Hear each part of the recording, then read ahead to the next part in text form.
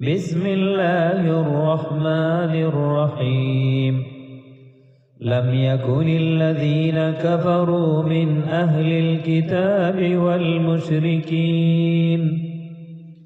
والمشركين منفكين حتى تأتيهم البينة رسول من الله يتلو صحفا مطهرة فيها كتب قيمة وما تفرق الذين أوتوا الكتاب إلا من بعد ما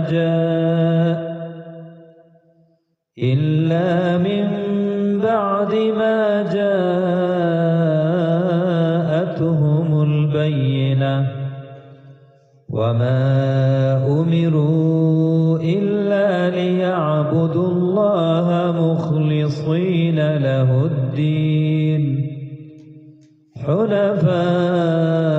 ويقيموا الصلاة ويؤتوا الزكاة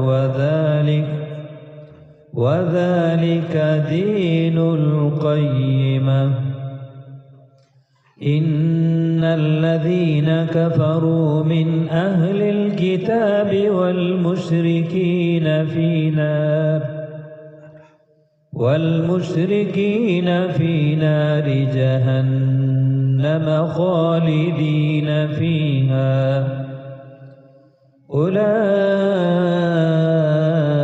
هم شر البرية إن الذين آمنوا وعملوا الصالحات أولئك هم خير البرية جزاؤهم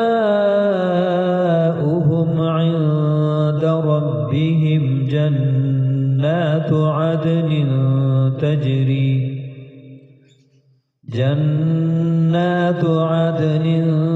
تجري من تحتها الأنهار خالدين فيها أبدا